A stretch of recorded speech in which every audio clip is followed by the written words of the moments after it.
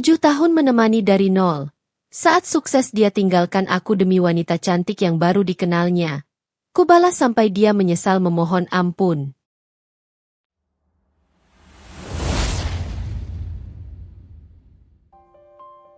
Di sebuah gang kecil yang hanya bisa dilewati satu mobil dengan hati-hati, berdirilah rumah kontrakan berwarna krem kusam yang menjadi tempat tinggal Arshila dan Bisma selama 7 tahun terakhir. Rumah itu tidak besar, hanya terdiri dari 2 kamar tidur sempit, 1 ruang tamu yang juga berfungsi sebagai ruang keluarga, dapur kecil yang sering mengeluarkan aroma tumisan bawang, serta kamar mandi sederhana yang airnya kadang melemah ketika sore hari. Namun bagi Arshila, rumah itu adalah saksi jatuh bangun kehidupannya bersama Bisma. Dindingnya mungkin retak, plafonnya kadang bocor saat musim hujan, tetapi di sana ia pernah merasakan tawa, harapan, dan cinta yang penuh kehangatan. Pagi itu, seperti pagi-pagi sebelumnya, Arshila bangun dengan tubuh sedikit pegal akibat rutinitas menjahit hingga larut malam. Ia memejamkan mata sejenak, merasakan dinginnya lantai kamar yang merembes melalui telapak kakinya. Udara masih lembab, dan sinar matahari belum benar-benar menyembul melalui jendela kayu yang catnya mulai terkelupas.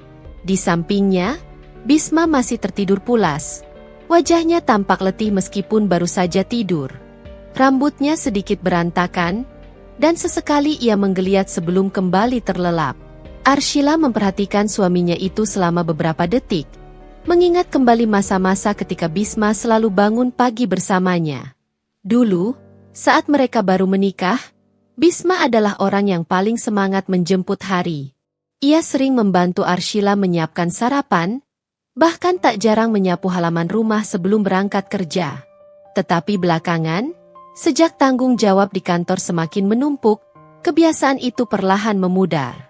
Bisma kini lebih sering bangun terburu-buru, mengambil kemeja yang sudah disetrika Arshila malam sebelumnya, lalu berangkat tanpa banyak bicara. Namun pagi ini, Arshila sengaja tidak membangunkannya terlalu cepat. Ia tahu Bisma pulang nyaris tengah malam akibat lembur. Ia ingin suaminya mendapat sedikit tambahan waktu istirahat sebelum kembali menghadapi rutinitas kantor yang melelahkan. Perlahan, Arshila melangkah keluar kamar dan menuju dapur. Ia menyalakan kompor, meniup sumbu kecil kompor minyak yang ia miliki sejak tahun pertama menikah. Bunyi sumbunya yang berdesis pelan sudah biasa menemani pagi-pagi mereka. Ia menyiapkan bawang, cabai, serta beberapa potong tempe yang ia iris tipis. Tidak ada lauk istimewa pagi itu, hanya sambal tempe dan telur dadar sederhana. Tetapi bagi Arshila, makanan itu sudah cukup asalkan Bisma bisa makan sebelum berangkat kerja. Sambil mengaduk sambal yang mulai mengeluarkan aroma harum, Arshila membiarkan pikirannya melayang kembali ke masa lalu. Ia bertemu Bisma saat masih sama-sama bekerja sebagai penjaga toko di sebuah pusat perbelanjaan. Dari situ, hubungan mereka berkembang menjadi pertemanan, kemudian perlahan menjadi perasaan saling suka. Kisah cinta mereka tidak rumit, tidak penuh drama, tetapi penuh kesederhanaan yang membuat Arshila merasa aman. Bisma adalah laki-laki yang penuh mimpi. Ia sering bercerita ingin suatu hari menjadi seseorang yang bisa ia banggakan kepada calon istrinya. Ketika mereka memutuskan menikah, tidak ada pesta mewah, tidak ada gaun mahal, dan tidak ada jamuan besar.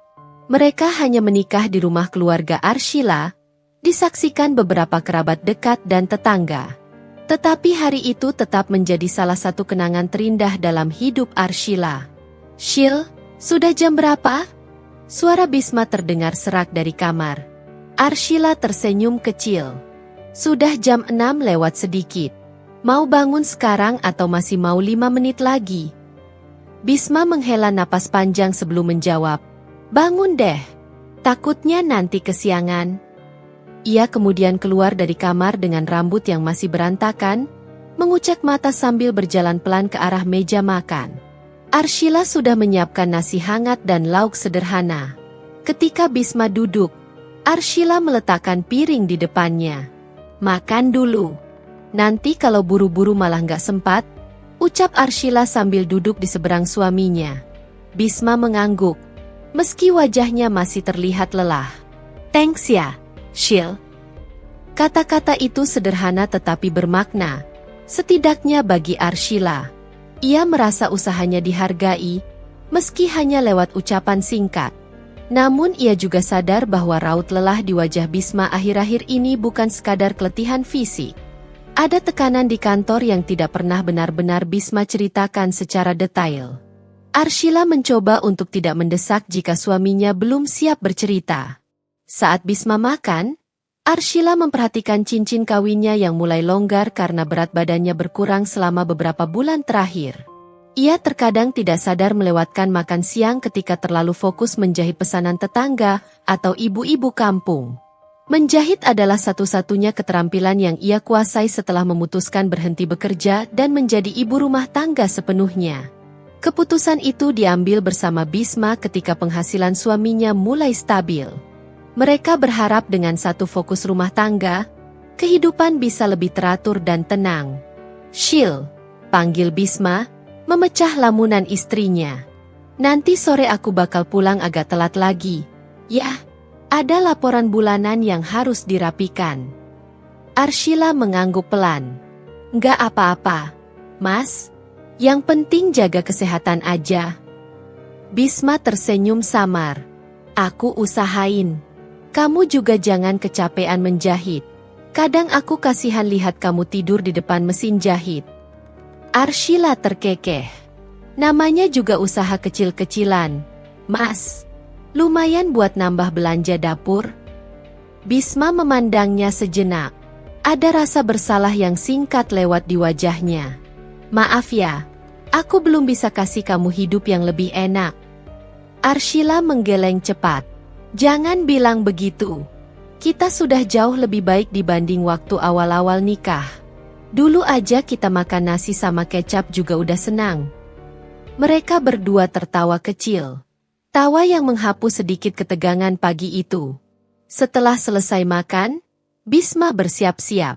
Ia mengganti kemejanya, menyisir rambut, lalu mengambil sepatu kerja yang sudah dipoles Arshila semalam. Sebelum keluar rumah, Arshila merapikan kerah kemeja Bisma dan menepuk dadanya pelan. Hati-hati di jalan. Jangan lupa kabarin aku kalau pulang malam. Bisma mengangguk. Iya, makasih ya. Ketika Bisma membuka pintu dan keluar dari rumah, Arshila berdiri di ambang pintu, memperhatikan sosok suaminya yang berjalan cepat menuju motor tua mereka. Motor itu sudah menemani sejak tahun pertama pernikahan mereka. Suaranya kadang batuk-batuk, tetapi masih menjadi alat transportasi yang paling bisa diandalkan. Setelah Bisma menghilang dari pandangan, Arshila menutup pintu pelan. Ia menghela napas panjang sebelum mulai membereskan meja makan. Hari-harinya selalu dimulai seperti itu. Menyapu rumah, mencuci piring, menjemur pakaian, kemudian melanjutkan jahitan-jahitan yang menunggu di sudut ruang tamu. Siang hari terasa lebih panas dari biasanya, membuat udara di dalam rumah menjadi pengap. Arshila membuka jendela selebar mungkin agar angin masuk. Ia duduk di depan mesin jahit, menarik napas dalam-dalam sebelum mulai bekerja. Tangannya sudah terbiasa memegang bahan kain berbagai tekstur. Kadang ia mendapat orderan membuat gamis, kadang kebaya sederhana, kadang hanya memperbaiki celana atau memperpendek rok. Setiap kali ia menyelesaikan satu pesanan, ada rasa bangga kecil yang tumbuh. Meskipun usahanya kecil, ia merasa bisa membantu sedikit meringankan beban Bisma. Ia tahu suaminya sangat ingin naik jabatan di kantor. Setiap malam, Bisma sering belajar tentang manajemen administrasi, membaca laporan perusahaan, bahkan mengikuti seminar online yang kadang membuatnya tidur larut. Arshila selalu mendukung, menyediakan kopi atau sekadar duduk menemani tanpa bicara. Menjelang siang, Arshila mendapat pesan dari pelanggan tetapnya, seorang ibu muda yang minta dijahitkan gamis untuk hajatan minggu depan. Ia merapikan rambutnya, mengganti pakaian, lalu berjalan keluar menuju rumah pelanggan itu yang hanya berjarak 2 gang. Sepanjang jalan, ia menyapa tetangga-tetangga yang mengenalnya baik sejak ia pindah ke lingkungan itu. Arshila, kemarin sempat lewat rumahmu tapi kamu nggak ada. Lagi keluar, ya? Tanya Bu Rahmi, tetangga sebelah. Iya, Bu. Kemarin ke warung beli bahan buat menjahit, jawab Arshila dengan senyum sopan. Wah, rajin sekali.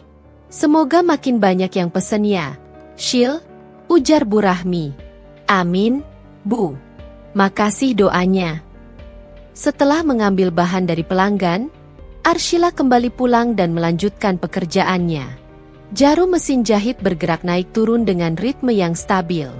Sesekali ia berhenti untuk menyeka keringat, lalu kembali fokus. Hari berlalu tanpa terasa. Sore hari, ketika matahari mulai condong ke barat, Arshila duduk sejenak untuk istirahat. Ia memandang dapur yang masih rapi, mendengarkan suara burung kecil yang berkicau di depan rumah. Di saat seperti ini, biasanya ia merasa damai. Tidak ada hal besar yang terjadi dalam hidupnya, tetapi ia selalu bersyukur atas apa yang dimiliki. Namun semakin lama, ia mulai menyadari bahwa dirinya sering merasa sendirian. Bisma semakin jarang menghabiskan waktu di rumah. Bahkan akhir-akhir ini, makan malam bersama pun jarang terjadi. Arshila berusaha memahami, tetapi hatinya tetap merasakan kekosongan yang sulit dijelaskan. Malam itu, Bisma pulang hampir jam 9. Arshila sudah menyiapkan makan malam yang mulai mendingin. Ia memanaskannya kembali, menunggu suaminya duduk di meja makan. Capek banget hari ini, Bisma mengeluh sambil memijat lehernya. Arshila menuangkan air hangat ke gelas. Makan dulu biar agak ringan badannya. Bisma makan dengan cepat, seperti tidak ingin berlama-lama. Arshila memperhatikannya tanpa berkata apa-apa. Setelah selesai makan, Bisma masuk ke kamar dan langsung merapikan berkas-berkas kantor.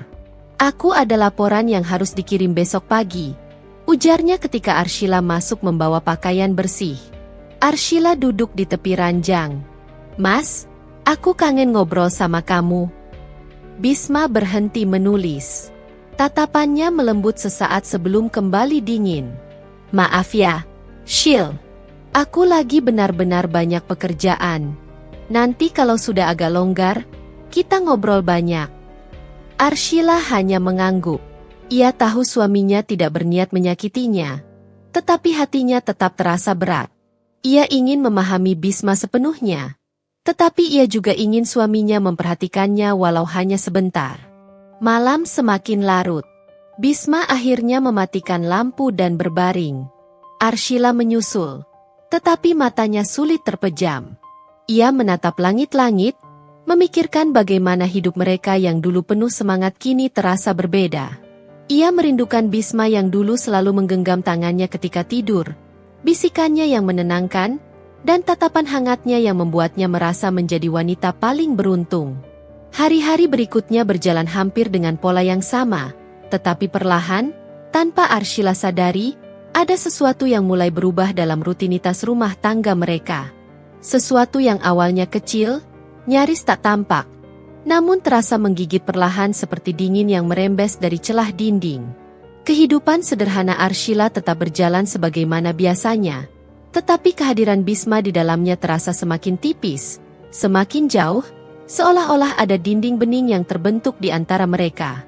Pagi itu, Arshila terbangun lebih awal daripada suara ayam jantan yang sering berkokok di ujung gang. Ia menatap langit-langit kamar yang redup, merasakan udara pagi yang dingin menusuk melalui jendela kecil. Di sampingnya, Bisma tertidur dalam posisi miring, memeluk guling dengan wajah kelelahan. Rambutnya kusut, dan napasnya terdengar sedikit berat. Arshila mengusap pelan punggung suaminya. Mas, sarapan sebentar lagi siap, bisiknya lembut. Namun Bisma hanya menggerakkan bahu, tidak benar-benar terbangun. Ia tampak terlalu lelah, atau mungkin terlalu malas untuk membalas sapaan Arshila. Wanita itu menarik napas pelan lalu bangkit dari tempat tidur. Ia tidak ingin memaksa. Sejak beberapa minggu terakhir, Bisma memang sering sulit dibangunkan. Ia sering tidur larut malam untuk pekerjaan kantor, atau kadang ia menghabiskan waktu menatap layar ponselnya dengan wajah serius. Arshila tidak pernah curiga apapun.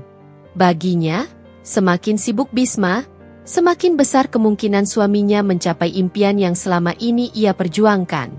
Arshila selalu percaya bahwa hidup akan membaik jika ia mendukung Bisma sepenuh hati.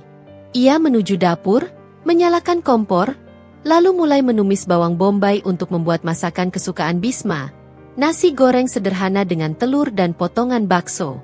Sementara aroma tumisan mulai memenuhi dapur, Arshila memikirkan sesuatu yang ingin ia bicarakan pada Bisma, tentang keinginannya menabung sedikit demi sedikit agar suatu hari mereka bisa membeli rumah kecil sendiri. Namun ia tahu waktunya harus tepat. Bisma akhir-akhir ini terlihat mudah lelah. Ia tidak ingin menambah beban pikiran suaminya. Setelah makanan siap, Arshila menata meja makan dengan teliti. Ia menyiapkan 2 gelas air hangat, sendok garpu, dan beberapa lauk tambahan yang ia buat malam sebelumnya. Ia berharap hari ini Bisma sempat sarapan dengan tenang sebelum berangkat ke kantor. Ketika ia memanggil Bisma lagi, pria itu akhirnya bangun, meski dengan wajah kusut dan ekspresi malas. "Jam berapa ini?" tanyanya sambil menguap panjang. "Jam 6:10, jawab Arshila sambil tersenyum. "Ayo makan." Bisma keluar dari kamar sambil membawa ponsel. Sesekali ia mengetik cepat di layar, tampak terburu-buru. Ketika duduk di meja makan, ia bahkan belum meletakkan ponselnya. "Makan dulu, Mas. Nanti dingin," ucap Arshila dengan suara pelan. Iya, jawab Bisma tanpa menoleh. Arshila mencoba menahan perasaan kecewa kecil yang menyergap hatinya. Dulu, setiap kali makan, Bisma selalu menatapnya dengan senyum hangat, kadang bercanda, kadang bercerita tentang kejadian lucu di kantor. Namun kini, ia lebih sibuk dengan layar ponselnya daripada dengan istrinya. Setelah beberapa menit, Bisma makan dengan terburu-buru, lalu berdiri. "Aku berangkat. Ada rapat pagi." "Tapi Mas belum habis makan." "Telat sedikit bahaya. Shil. Aku duluan," potong Bisma sambil meraih tas kerjanya. Arshila terdiam sejenak.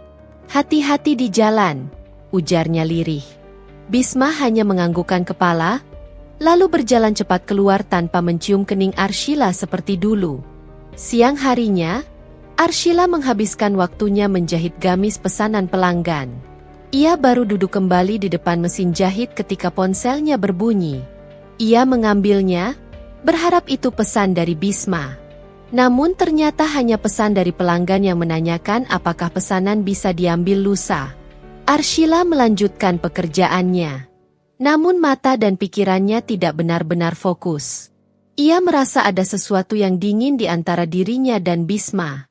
Suaminya terlihat semakin sibuk, semakin susah diajak bicara, dan semakin mudah berkata singkat tanpa hati. Tetapi Arshila selalu mencari alasan yang bisa meredam hatinya, menyibukkan diri dengan menjahit, merapikan rumah, atau memasak sesuatu yang ia harap bisa membuat Bisma senang. Pada sore harinya, ketika ia sedang menjemur pakaian, ia mendengar 2 tetangga tengah mengobrol sambil membawa ember cucian. "Aku dengar kantor tempat Bisma kerja mau rekrut pegawai baru ya?" tanya salah satu ibu. "Iya, katanya si bagian administrasi. Ada kabar juga mereka mau tambah staf wanita buat bagian pengembangan," jawab ibu yang lain. Arshila tersenyum sopan sambil lewat membawa keranjang baju kotor. Ia tidak berpikir apa-apa. Menambah pegawai baru adalah hal lumrah dalam perusahaan, terutama jika kantor Bisma mulai berkembang. Namun percakapan itu tetap terngiang di telinganya ketika ia kembali masuk ke rumah. Ia berharap Bisma bercerita soal itu. Tapi akhir-akhir ini, Bisma jarang sekali berbagi cerita tentang kantor seperti dulu. Malam hari tiba, dan Arshila sudah menyiapkan makan malam. Ia membuat sup ayam hangat karena cuaca hari itu mendung sejak sore. Sambil menunggu Bisma pulang, ia duduk di ruang tamu sambil memandangi jam dinding. Jarum jam bergerak lambat, dan suara detiknya terasa seperti menambah kesendirian yang ia rasakan. Jam menunjukkan pukul 8 malam. Bisma belum pulang. Pukul 9:15, Arshila mulai merasa gelisah. Ia membuka ponsel dan mengirim pesan. "Mas, Masih lembur? Mau dibuatin minuman hangat nanti? Pesan itu hanya dibaca tetapi tidak dibalas. Arshila mencoba tidak berpikir buruk. Mungkin Bisma sedang dalam rapat. Mungkin sinyalnya jelek. Mungkin baterai ponselnya hampir habis. Ia mencari pembenaran demi pembenaran untuk menenangkan hatinya. Pukul 10:10, baru terdengar suara motor berhenti di depan rumah. Arshila bergegas bangkit dan membuka pintu. Bisma masuk dengan langkah malas, wajah letih, dan aroma asap rokok yang tidak biasa. "Mas, kamu merokok?" tanya Arshila pelan. "Cuma 1 batang tadi. Teman kantor ngasih," jawab Bisma singkat. Padahal selama 7 tahun menikah, Bisma tidak pernah menyentuh rokok. Ia sangat menjaga kesehatan. Arshila merasa jantungnya tertekan. Tetapi ia mencoba memaklumi. "Kamu mau makan?" tanyanya lagi. "Udah. Tadi makan di luar sama teman-teman." "Oh," Arshila terdiam. "Kalau gitu aku simpan supnya di kulkas ya." Bisma langsung masuk ke kamar tanpa banyak bicara. Arshila duduk di meja makan, menatap sup ayam yang mulai dingin. Ada rasa sedih menyusup pelan. Dulu, makan malam bersama adalah waktu favorit mereka. Saat Bisma bercerita tentang harinya, sementara Arshila mendengarkan dengan penuh perhatian. Kini, meja makan terasa seperti ruang asing yang sunyi. Ia memanaskan sup itu kembali, tetapi kali ini hanya untuk dirinya sendiri. Ia makan perlahan, mencoba menenangkan diri. Setelah selesai, ia masuk ke kamar. Bisma sedang memainkan ponselnya. Ketika Arshila masuk, pria itu memalingkan layar seolah-olah ingin menyembunyikan sesuatu. Namun Arshila tidak menanyakan apapun. Ia hanya duduk di tepi ranjang. "Mas, kalau nanti masih sibuk sekali dan butuh bantuan, bilang ya. Aku bisa bantu apapun yang bisa aku kerjakan dari rumah. Atau kalau aku harus kerja sampingan lain, aku juga bisa cari," ucap Arshila dengan suara lembut. Bisma diam sejenak, kemudian berkata, "Nggak usah, Shil. Kamu di rumah aja. Fokus ke jahitanmu." "Tapi aku merasa kamu akhir-akhir ini tertekan, Mas. Aku cuma ingin bantu." "Shil," ujar Bisma dengan nada sedikit jengkel. "Aku capek. Bisa nggak kita jangan bahas ini sekarang?" Arshila menelan ludah. "Maaf, Mas. Aku nggak bermaksud bikin kamu kesal." Bisma menghela napas, lalu mematikan lampu dan berbaring membelakangi Arshila. Wanita itu terdiam beberapa menit, mencoba mengatur napas agar tidak pecah menjadi tangis. Ia tidak ingin terlihat lemah. Ia ingin menjadi istri yang sabar, seperti yang ia janjikan ketika mereka menikah. Namun malam itu, ia kembali merasa bahwa dirinya dan Bisma seperti 2 orang asing yang tidur di ranjang yang sama. Beberapa hari berikutnya, perubahan-perubahan kecil mulai muncul semakin jelas. Bisma kini lebih sering pulang malam. Arshila tidak pernah tahu apakah suaminya lembur sungguhan atau menghabiskan waktu di luar bersama teman-temannya. Ketika Arshila bertanya, Bisma hanya menjawab singkat, seringkali dengan nada yang membuat Arshila memilih diam daripada menambah ketegangan. Bisma juga mulai memperhatikan penampilannya lebih daripada biasanya. Ia membeli parfum baru, menyisir rambut dengan gaya yang berbeda, bahkan membeli kemeja yang lebih mahal daripada biasanya. Ketika Arshila menanyakan hal itu, Bisma hanya berkata, "Ini biar kelihatan profesional kalau ketemu klien." Arshila mengangguk walau hatinya merasa aneh. Ia ingin percaya bahwa semua itu memang karena pekerjaan. Tapi nalurinya sebagai istri mulai merasakan sesuatu yang tidak wajar. Namun ia tidak berani mengungkapkan kecurigaan. Ia takut menghadapi kemungkinan yang belum tentu benar. Ia masih percaya Bisma adalah suaminya yang setia, pria yang dulu rela bekerja siang malam demi masa depan bersama. Tetapi semakin lama, jarak itu semakin terasa.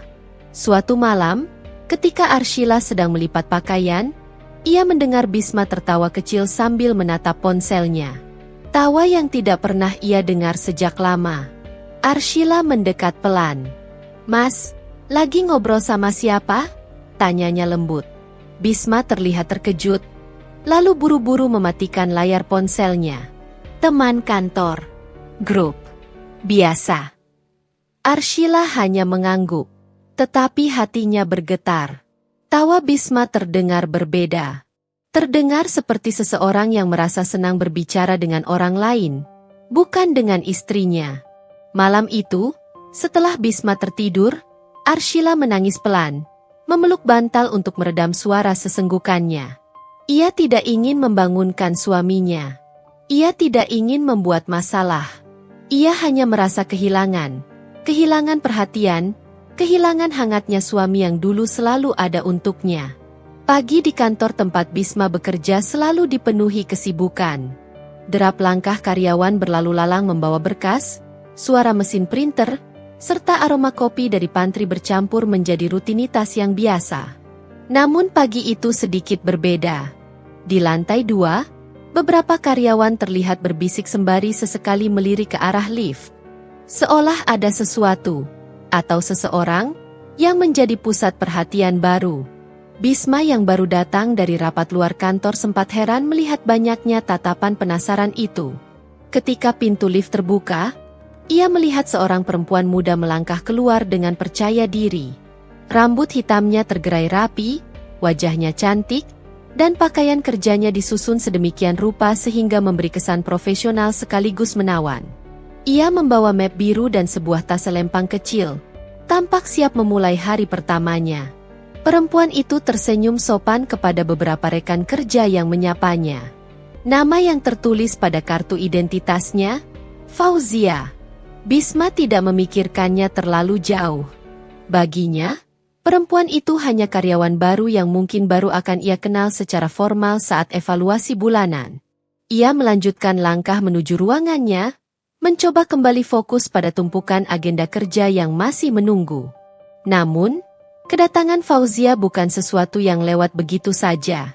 Dalam hitungan hari, kehadirannya menjadi bahan pembicaraan banyak karyawan.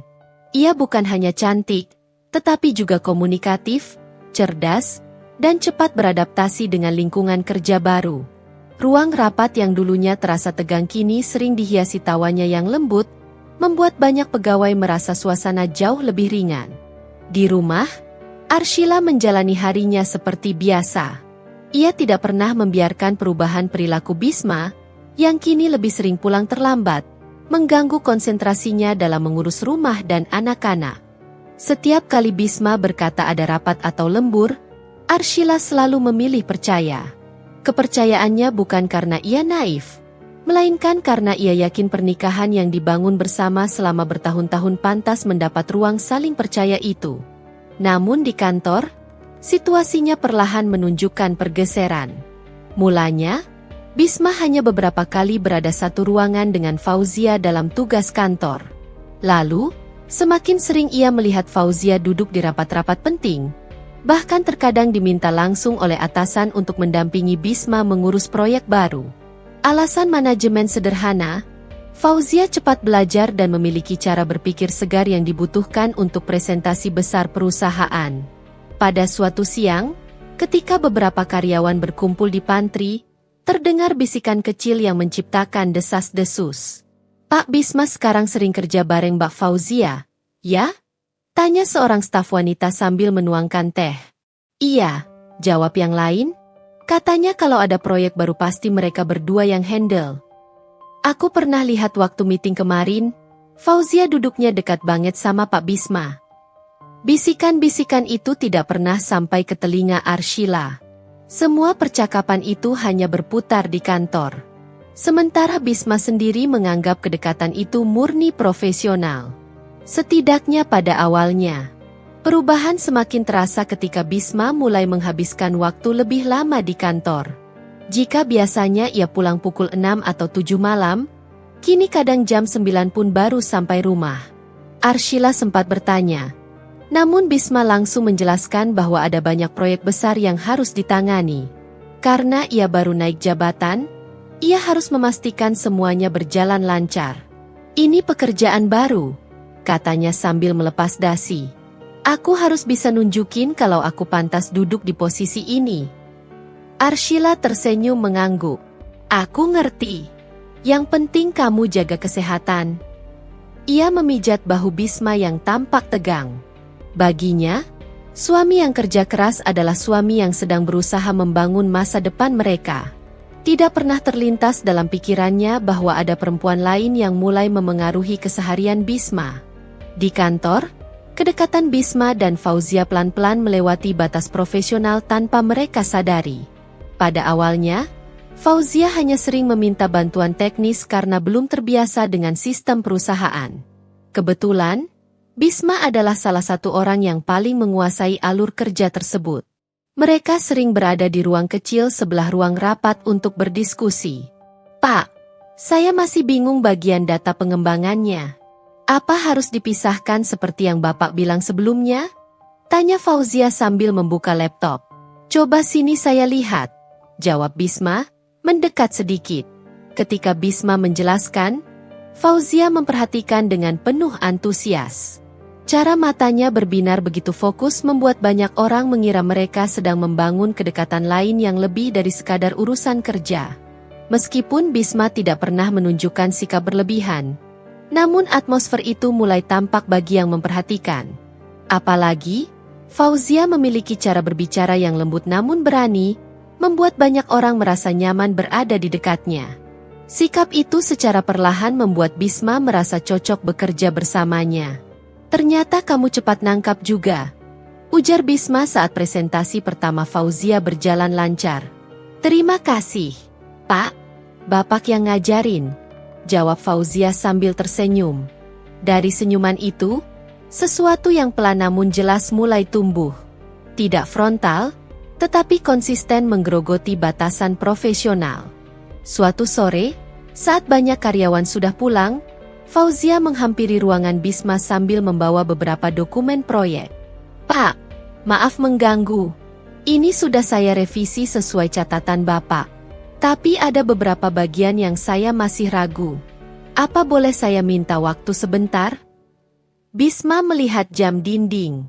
Sudah lewat jam kerja, tapi ia memang belum selesai mengurus beberapa laporan. Boleh. Masuk saja, jawabnya. Fauzia duduk agak dekat dari biasanya. Aromanya yang lembut memenuhi ruangan kecil itu. Mereka mulai membahas detail pekerjaan, namun di tengah percakapan, Fauzia sempat bertanya. Bapak capek, ya? Akhir-akhir ini lembur terus. Bisma tersenyum tipis. Namanya juga lagi banyak tugas. Sudah biasa. Kalau saya melihat Bapak kerja, rasanya saya juga jadi ingin berusaha lebih keras, ucap Fauzia sambil menatapnya. Kalimat itu membuat Bisma terdiam sesaat, tetapi ia berusaha tetap profesional. Ia melanjutkan pembahasan dokumen tanpa menanggapi lebih jauh. Namun Fauzia tidak butuh jawaban. Ia sudah cukup puas meninggalkan kesan bahwa dirinya memperhatikan Bisma. Sementara itu, di rumah, Arshila hanya merasakan satu hal.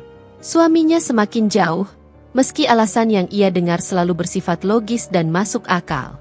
Ia tetap memasakkan makanan favorit Bisma, tetap merapikan baju kerjanya, tetap memastikan suasana rumah nyaman ketika suaminya pulang larut. Ia percaya bahwa kesibukan itu akan berkurang setelah proyek besar selesai. Tetapi ia tidak tahu bahwa seseorang bernama Fauzia kini menghabiskan lebih banyak waktu bersama Bisma dibanding dirinya. Hubungan antara Bisma dan Fauzia belum terlihat mencurigakan di permukaan. Tidak ada sentuhan yang berlebihan, tidak ada ucapan manis yang terlalu mencolok, dan tidak ada pesan-pesan pribadi yang melampaui batas. Namun interaksi itu tumbuh, sedikit demi sedikit, tanpa disadari. Dan seperti akar tanaman yang tumbuh diam-diam di bawah tanah, sesuatu sedang berkembang. Belum terlihat di permukaan, tetapi jejaknya sudah mulai menguat. Di kantor, beberapa rekan kerja mulai memperhatikan bagaimana Fauzia menatap Bisma terlalu lama, atau bagaimana Bisma tampak lebih tenang ketika bekerja bersama Fauzia dibandingkan dengan anggota tim lain. Sampai suatu hari, seorang rekan kerja bergumam lirih ketika melihat mereka berjalan keluar dari ruang rapat. Kok mereka cocok banget ya kalau kerja bareng? Terlalu kompak.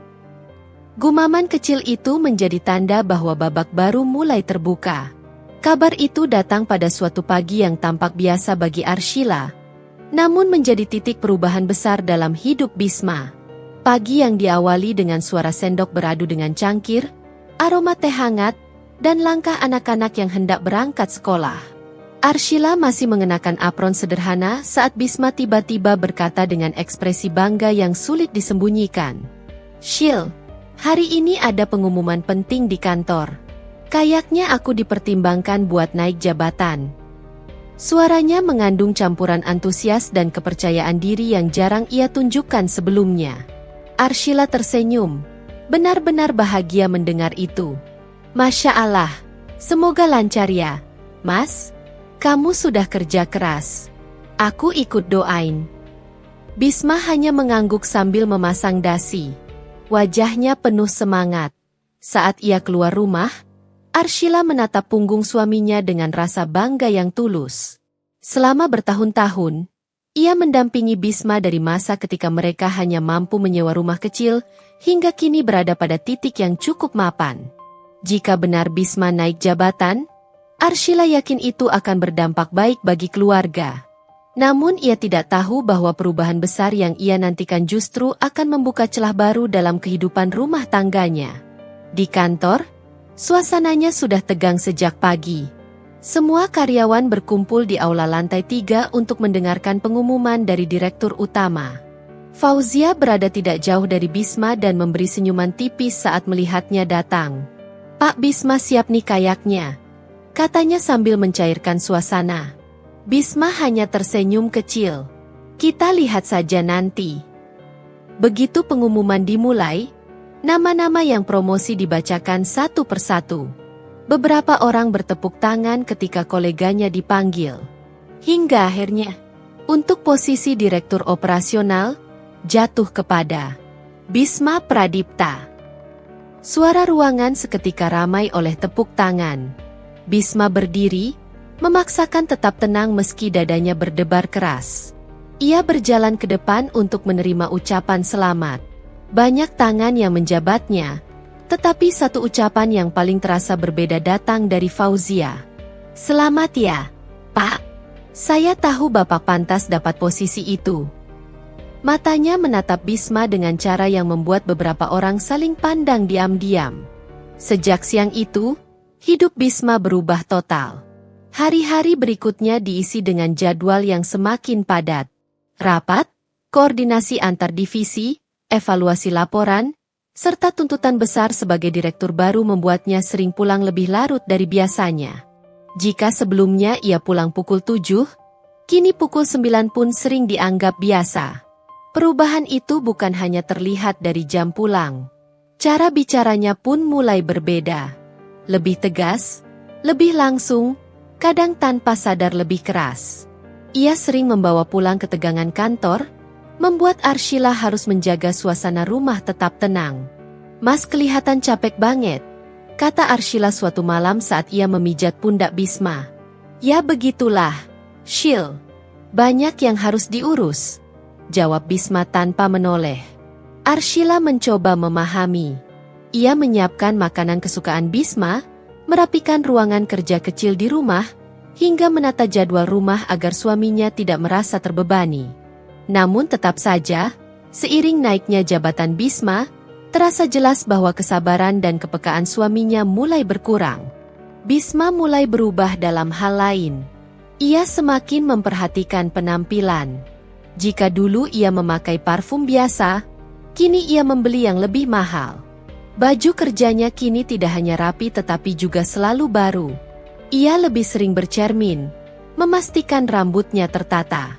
Arshila sempat bertanya, "Mas, kok akhir-akhir ini sering beli baju ya? Kan masih banyak yang bagus." Bisma menghela napas seolah lelah menjelaskan hal kecil. "Shil, aku sekarang direktur. Penampilan itu penting. Enggak mungkin aku datang ke kantor dengan gaya yang biasa-biasa saja." Arshila mengangguk, meski ada rasa aneh yang sulit ia jelaskan.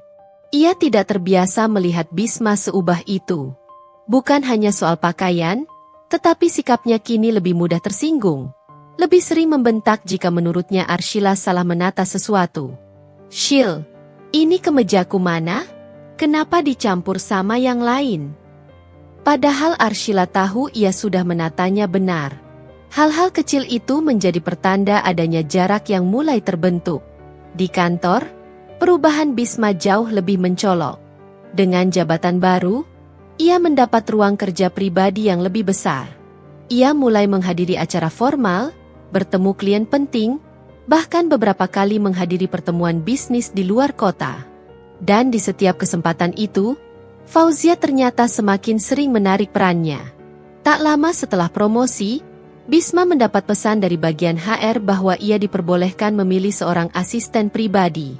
Setelah mempertimbangkan beberapa nama, ia memilih seseorang yang cepat tanggap, teliti, dan sudah cukup memahami ritme kerjanya. Yang ia pilih adalah Fauzia. Pilihan itu tidak membuat banyak orang kaget, karena mereka memang sudah terlihat kompak sejak lama. Namun bisik-bisik kecil tetap bergerak di antara meja kantor. "Itu sih sudah ketebak," komentar seorang staf. "Dari dulu juga mereka dekat banget. Kita lihat aja habis ini bakal bagaimana." Desas-desus itu semakin berkembang, tapi Bisma menganggapnya angin lalu. Ia merasa perlu seseorang yang kompeten, dan Fauzia adalah pilihan paling masuk akal baginya. Namun Fauzia sendiri tampak mengambil kesempatan itu dengan cara yang berbeda. Sikapnya yang dulu hanya sebatas profesional kini semakin mendekat. Ia sering menatap lebih lama dari seharusnya, membawa minuman hangat ke ruangan Bisma tanpa diminta, hingga pelan-pelan memanggil Bisma dengan nada yang lebih lembut. "Pak Bisma, apa Bapak sudah makan? Saya buatkan sandwich di pantry." Pak, ini dasi Bapak agak miring. Biar saya rapikan."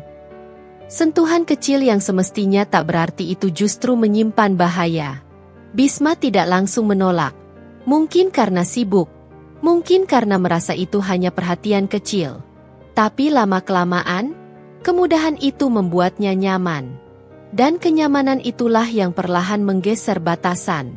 Sementara di rumah, Arshila semakin jarang mendapatkan momen berkualitas dengan suaminya. Bisma sering terlihat lelah, bahkan kadang tidak sempat menjawab pertanyaan Arshila dengan jelas. "Mas, besok jadi makan malam di rumah ibu? Kita lihat nanti." "Mas ada acara kantor lagi?" "Iya." "Jangan ditanya terus." Jawaban itu disampaikan dengan nada yang makin sering membuat Arshila menunduk. Namun ia masih berusaha mengerti, meyakinkan dirinya bahwa semua itu hanya fase dari jabatan baru Bisma. Ia tidak tahu bahwa sebagian dari kesibukan itu adalah waktu yang dihabiskan Bisma bersama Fauzia, baik untuk urusan pekerjaan maupun hal-hal yang tidak perlu diketahui orang lain. Perubahan Bisma semakin terlihat saat ia mulai bersikap seolah dirinya berada di atas segala hal. Ia mulai merasa penghasilannya lebih besar, posisinya lebih tinggi, dan dengan itu muncul rasa superior yang tidak pernah ia miliki sebelumnya. Ketika Arshila mencoba memberikan pendapat tentang sesuatu, Bisma sering memotongnya. "Shil, kamu tidak perlu ikut campur. Ini urusan orang-orang yang sudah terbiasa dengan dunia kerja. Kamu kan di rumah." Kalimat itu menusuk, meski Arshila tidak menunjukkannya. Ia hanya mengangguk sambil menahan perasaan yang sulit ia ungkapkan. Di suatu malam, ketika Arshila menyajikan makan malam dan berharap bisa makan bersama, Bisma pulang dengan wajah mengeras. "Aku makan di luar tadi," katanya singkat. Lalu masuk kamar tanpa bicara lagi. Arshila terdiam. Ia mematikan kompor perlahan, menatap masakan yang ia siapkan dengan penuh harap, kini tak tersentuh. Senyumnya menghilang sedikit demi sedikit. Ada sesuatu yang berubah dalam pernikahan mereka, tetapi ia belum tahu apa. Sejak Bisma naik jabatan menjadi direktur, banyak hal yang berubah. Namun perubahan itu tidak terjadi sekaligus, melainkan muncul perlahan seperti garis retak di dinding. Retak kecil yang dibiarkan akan merambat, melebar, hingga akhirnya memecahkan seluruh permukaan. Arshila merasakan itu setiap hari. Bahkan setelah ia berusaha keras memahami kesibukan Bisma, jadwal rapat yang padat, tuntutan kantor, dan tekanan pekerjaan, tetap saja ada sesuatu yang terasa janggal. Bukan hanya soal waktu yang semakin sedikit untuk keluarga, tetapi juga sikap Bisma yang makin sulit dipahami. Ia sering pulang larut, membawa aroma parfum berbeda. Judulnya memang aroma kantor. Namun Arshila yakin aroma itu bukan dari ruangan kerja Bisma. Apalagi jika setiap kali Bisma berangkat kerja, ia hanya menggunakan parfum yang disimpan di meja rias kamar mereka. Namun ketika pulang, aromanya lain.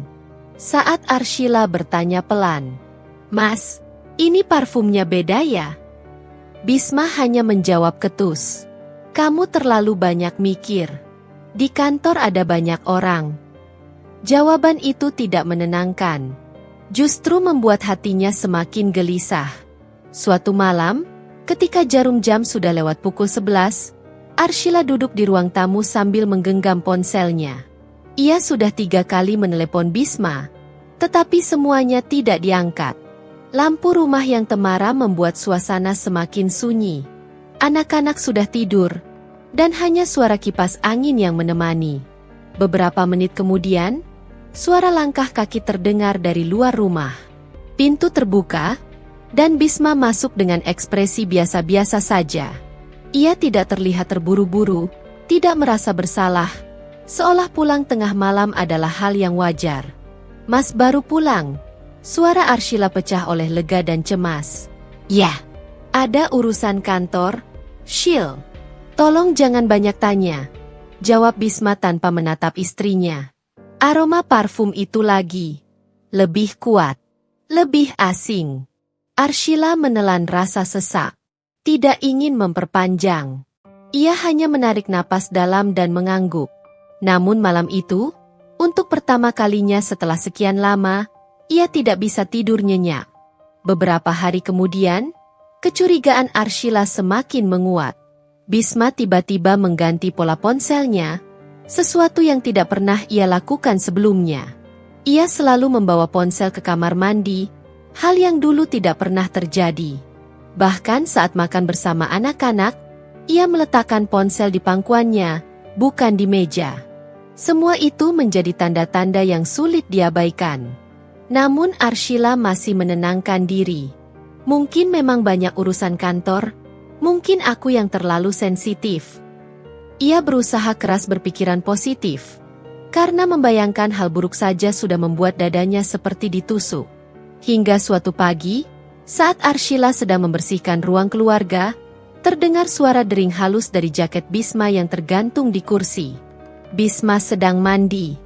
Dering itu masih berlanjut, tanda ada pesan masuk. Tanpa bermaksud mengintip, Arshila mendekat hanya untuk mematikan bunyinya. Tapi mata Arshila otomatis menangkap layar ponsel yang menyala. Sebuah pesan dari nama yang sangat ia kenal. "Eza, Pak, jadi nanti siang kita makan di hotel itu lagi? Saya kangen obrolan kita kemarin." Arshila membeku. Tangannya gemetar. Kaki terasa kehilangan tulang. Napasnya tak teratur. Dunia berputar pelan, seolah tubuhnya tidak mampu menanggung kenyataan yang seketika jatuh tepat di dadanya. Pesan itu jelas. Tidak menunggu penjelasan. Tidak bisa ditafsirkan lain. Ada sesuatu di kamar mandi. Suara air masih mengalir. Seolah waktu memberi jeda singkat sebelum semuanya pecah. Arshila meletakkan ponsel dengan hati-hati. Ia berjalan mundur, terduduk di sofa, dan tanpa sadar menangis dalam diam. Tidak ada suara keluar. Hanya air mata yang menetes tanpa bisa ditahan. Selama 7 tahun menikah, ia tidak pernah membayangkan Bisma mampu berkhianat. Terutama dengan seseorang yang sering ia dengar dari cerita Bisma sendiri, Fauzia. Ketika Bisma keluar dari kamar mandi dengan rambut basah, ia tidak menyadari perubahan ekspresi Arshila yang tampak pucat dan kosong. "Shil, kopi sudah siap?" tanyanya sambil mengeringkan rambut. Arshila menatapnya lama. Begitu lama hingga Bisma mulai merasa aneh. "Ada apa?" Nanti siang, Mas makan sama siapa? Suara Arshila pelan, hampir berbisik. Bisma berhenti mengeringkan rambut. Tatapannya berubah. Ada ketegangan singkat di wajahnya. Ya, sama tim kantor. Arshila memejamkan mata sejenak. Mas makan sama Fauzia, kan? Bisma terdiam. Hanya beberapa detik. Tapi cukup lama bagi Arshila untuk merasa jawaban itu sebenarnya sudah jelas. Aku lihat pesannya, lanjut Arshila dengan suara bergetar. Di ponsel Mas. Bisma mendengus pelan, bukan bersalah, tetapi kesal. Kamu buka-buka ponselku. Aku nggak buka, Mas. Bunyi. Aku cuma mau matiin. Tapi, pesannya kebaca. Bisma mengangkat suara. Ya sudah, kalau kamu lihat, kenapa? Itu cuma pesan biasa. Pesan biasa? Suara Arshila pecah. Dia bilang kangen obrolan kalian? Mas pikir itu wajar. Bisma terlihat semakin defensif, seolah ketahuan bukan membuatnya menyesal, tapi justru membuatnya merasa terganggu. Shil, kamu tuh terlalu lebay. Dia itu asistenku. Ngerti nggak? Dia sering bicara begitu supaya suasana kerja nggak kaku. Arshila menggeleng, air mata jatuh lagi. Jangan bohongi aku. Aku istrimu, Mas. Ya makanya bertindak seperti istri yang dewasa. Jangan sok detektif terus ngatur-ngatur aku. Kata-katanya bukan hanya kasar, tetapi menusuk. Seperti seluruh pengorbanan Arshila selama ini tidak berarti apa-apa. Hari-hari setelah itu semakin berat. Bisma menjadi lebih sering marah. Seolah Arshila tidak punya hak mempertanyakan apapun. Ia pulang tambah larut, kadang tidak pulang sama sekali dengan alasan perjalanan bisnis. Suatu malam, saat Bisma pulang setengah mabuk, di jaketnya tercium aroma parfum wanita yang begitu menyengat. Aroma yang sama dengan pesan Fauzia dulu. Arshila mencoba bicara lagi. Mas, tolong jujur sama aku. Bisma menatapnya tajam. Aku capek. Shil, jangan cerewet. Mas sama Fauzia, kan? Bisma menutup wajahnya sebentar lalu menghela napas panjang. Sampai kapan kamu mau ngomong itu? Aku bener-bener gak ada apa-apa. Tanpa sadar, Arshila membuka tas kerja Bisma yang tergeletak di sofa. Ia mencari sesuatu, entah bukti atau hanya keberanian. Dan di dalam tas itu, ia menemukan sebuah struk hotel.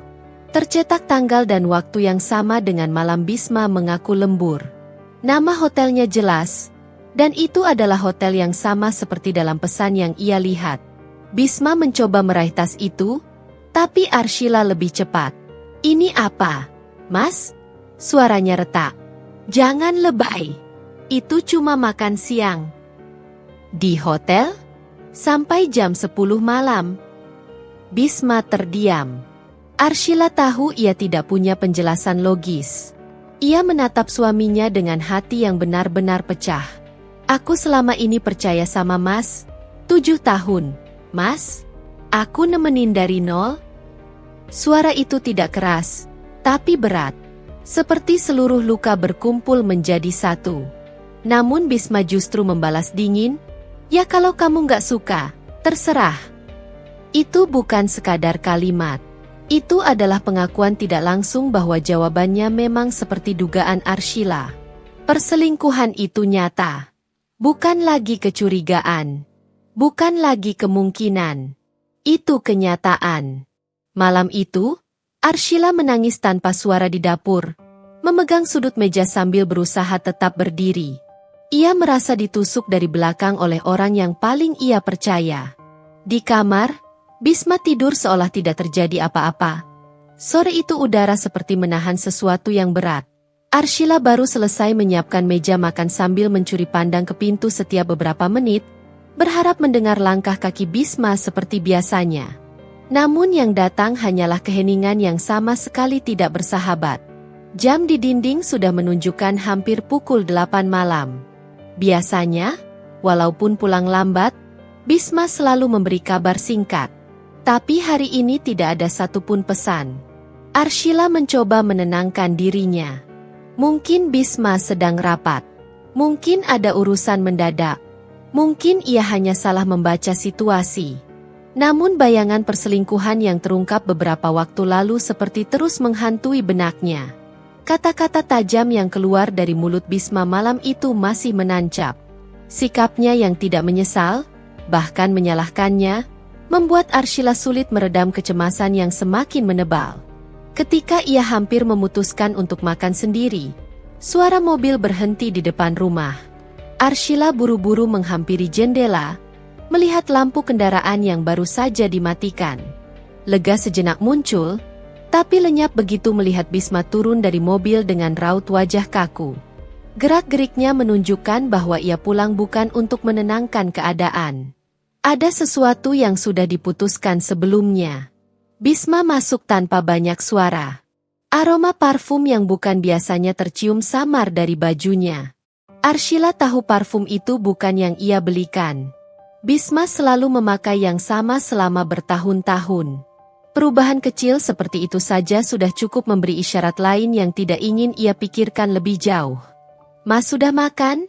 tanya Arshila pelan, mencoba mencari celah untuk bicara baik-baik. Bisma tidak menjawab. Ia malah berjalan ke kamar, membuka lemari, dan mengeluarkan koper yang jarang dipakai.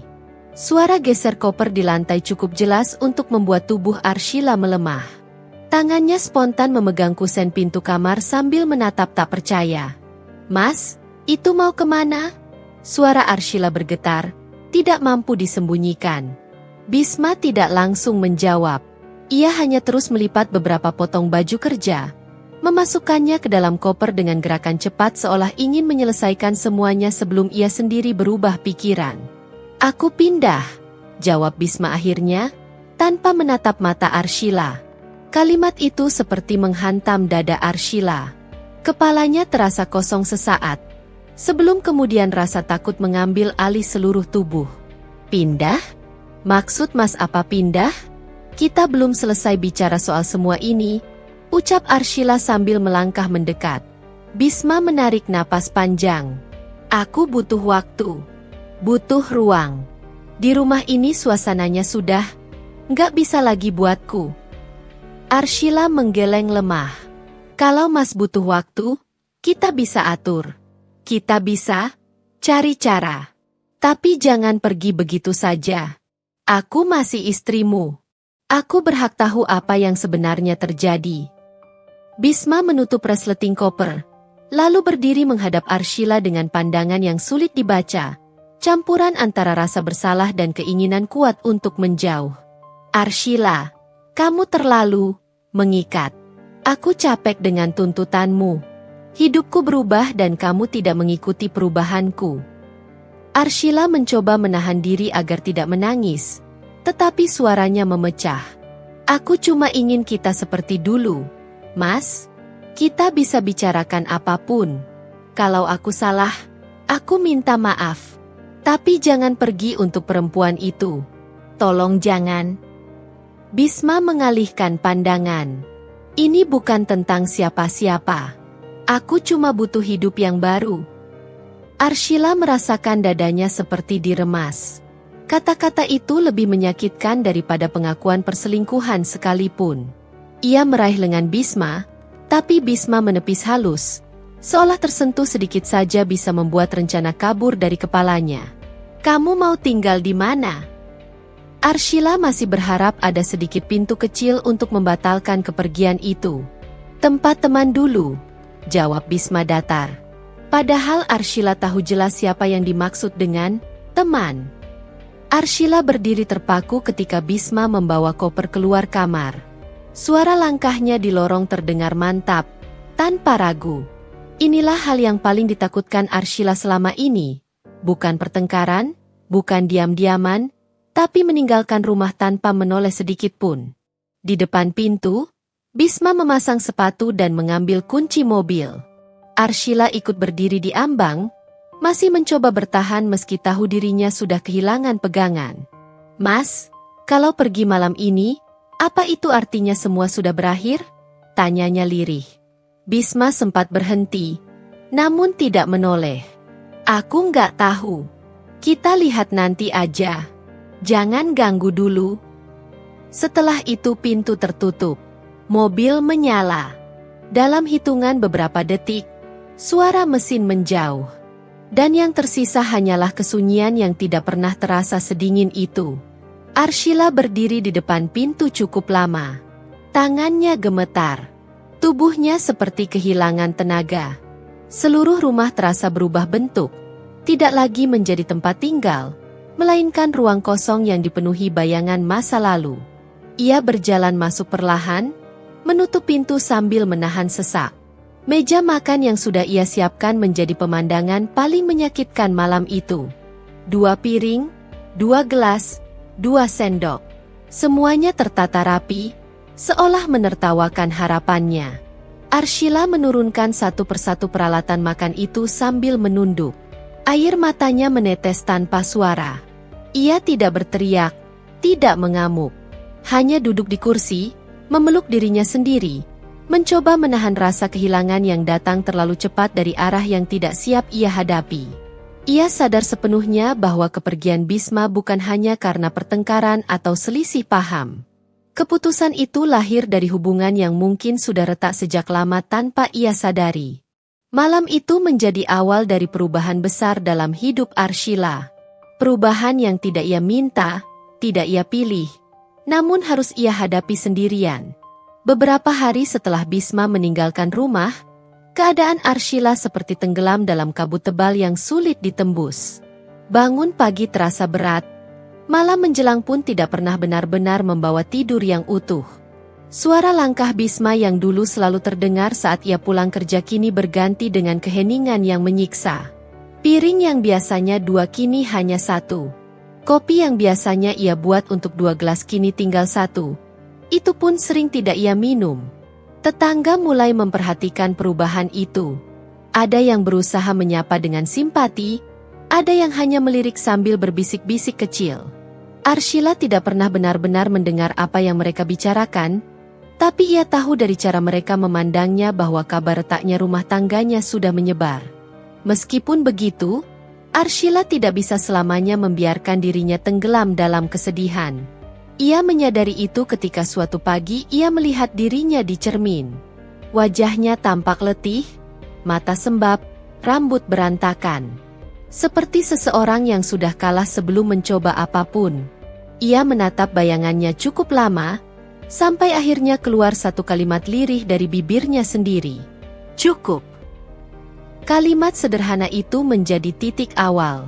Ia mulai membereskan rumah yang sudah lama terasa berantakan, bukan karena benda-benda yang berserakan, melainkan karena suasananya yang hancur. Ia mengganti spray, membersihkan meja makan, menyapu setiap sudut, bahkan mengatur ulang letak beberapa perabotan. Rumah itu bukan lagi tempat ia menunggu Bisma. Rumah itu harus kembali menjadi tempatnya berdiri. Setelah itu, Arshila mulai memperhatikan dirinya.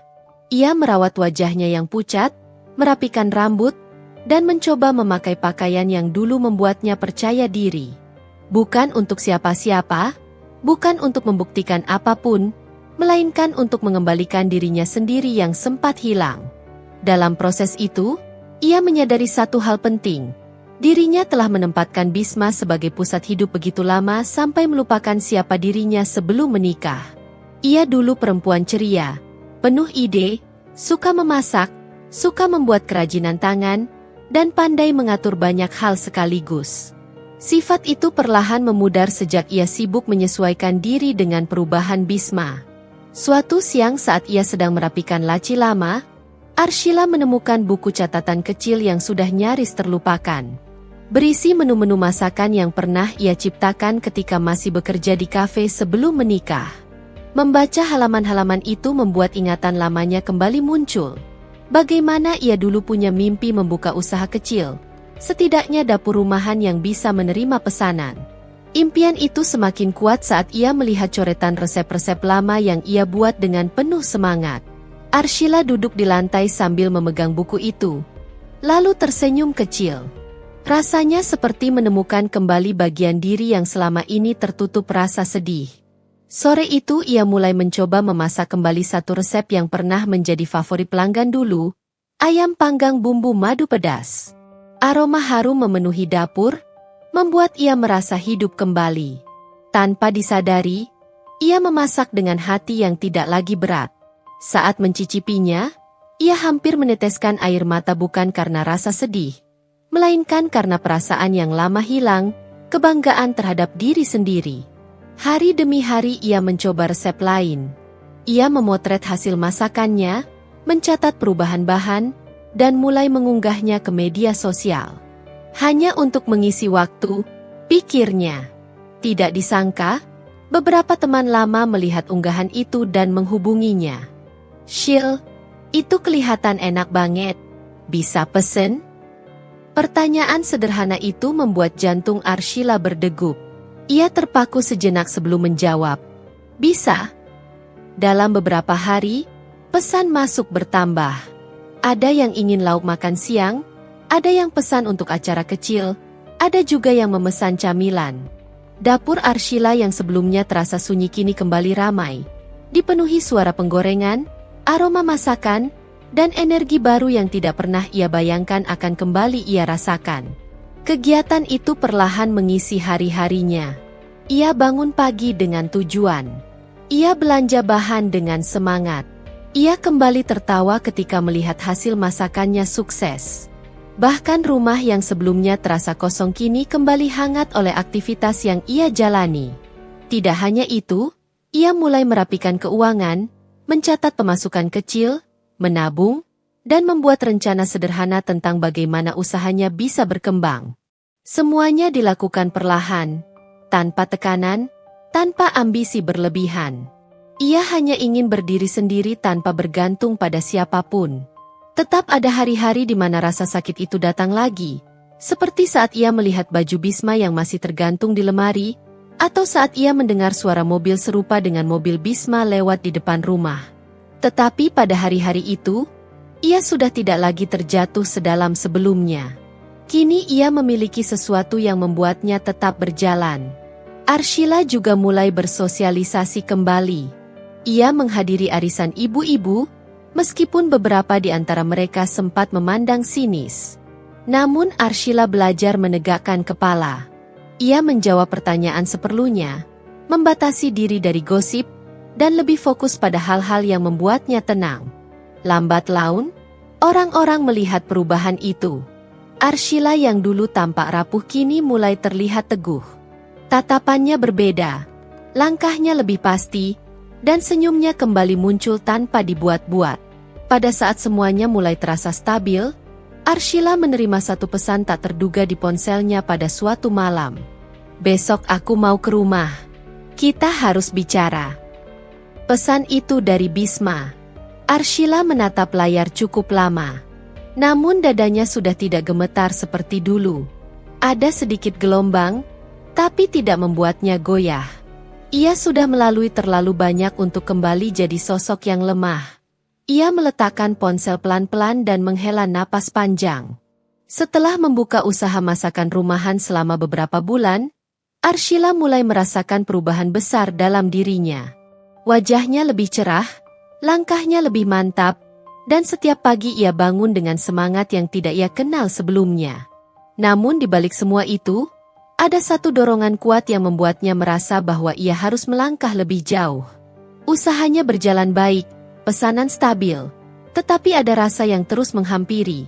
Kebutuhan untuk membuktikan bahwa dirinya mampu berdiri jauh lebih tinggi dari apa yang pernah Bisma bayangkan. Suatu sore, setelah mengantarkan pesanan terakhir, Arshila duduk di teras sambil menikmati teh hangat. Angin sore membawa aroma tanah basah setelah hujan, dan suasana itu membuatnya merenung. Pikirannya terangkat kembali pada saat-saat ia membantu temannya mencari kontrakan beberapa bulan lalu.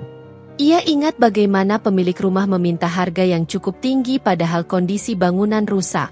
Dari situ, Arshila terpikir sesuatu.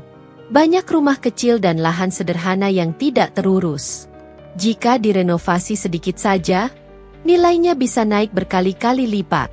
Pemikiran itu tidak langsung menjadi sebuah rencana besar. Awalnya hanya rasa penasaran. Namun malam itu, ia membuka laptop bekas milik Bisma yang dulu hanya ia gunakan untuk memutar musik. Ia mulai menonton video tentang jual beli rumah, renovasi kecil, pengaturan keuangan, dan strategi melihat peluang properti. Ia tidak menyadari waktu berlalu sampai jam menunjukkan pukul 1 dini hari. Keesokan harinya ia mulai mencari informasi lebih dalam. Ia mengikuti kelas daring murah tentang manajemen properti rumahan. Modulnya tidak mewah, tapi cukup jelas. Semakin ia belajar, semakin ia merasa dunia itu cocok untuk dirinya. Ia punya kemampuan mengatur, detail, disiplin, dan rasa estetika yang baik dari pengalaman memasak dan menata rumah. Yang paling penting, ia punya keinginan kuat untuk mengubah hidupnya. 1 minggu kemudian, ia mengikuti seminar gratis yang diadakan komunitas perempuan wirausaha. Di sana ia bertemu beberapa ibu rumah tangga yang juga baru mulai merintis. Salah satunya, seorang perempuan bernama Mirna, pernah merintis bisnis kecil di bidang properti rumahan. Mirna bercerita banyak tentang peluang renovasi rumah-rumah lama yang bisa dijadikan aset berharga. Kalau kamu teliti, kamu bisa dapat rumah tua dengan harga miring. Renovasi sedikit, jual kembali. Keuntungannya bisa jauh lebih besar daripada usaha makanan, kata Mirna sambil tersenyum hangat. Ucapan itu melekat dalam benak Arshila. Ia mulai mengamati iklan rumah online setiap malam. Ia mengunjungi beberapa lokasi di siang hari setelah mengantar pesanan makanan. Ia mencatat kondisi bangunan, menilai harga, dan memotret beberapa bagian sebagai bahan pertimbangan. Aktivitas itu begitu menyita pikirannya sampai ia lupa bahwa beberapa bulan lalu ia bahkan tidak tahu bagaimana mencari listing rumah. Perubahan itu terjadi perlahan namun pasti. Beberapa minggu kemudian, kesempatan pertama datang. Ada sebuah rumah kecil di ujung kecamatan yang dijual murah, karena pemiliknya pindah keluar kota. Kondisinya tidak terlalu bagus, tetapi struktur bangunannya masih kuat. Halaman kecil di depan bisa dijadikan daya tarik jika dirapikan. Lokasi tidak terlalu ramai, tetapi akses cukup mudah. Arshila melihat potensi besar di sana. Ia mengajak 2 tukang renovasi yang ia kenal dari warung dekat rumah untuk melihat-lihat. Kedua tukang itu menilai bahwa renovasi kecil bisa membuat rumah itu layak jual. Kalau mau rapikan dinding, cat baru, ganti lantai ruang tamu, sama tambah teras kecil, jadi bagus banget, Bu, kata salah satu tukang. Arshila mengangguk. Ia sudah punya rencana di kepala. Masalahnya hanya satu, modal. Uang tabungannya dari usaha makanan belum cukup untuk membeli rumah, bahkan dengan harga miring sekalipun. Namun Arshila tidak menyerah. Ia menyusun rencana keuangan dengan hati-hati.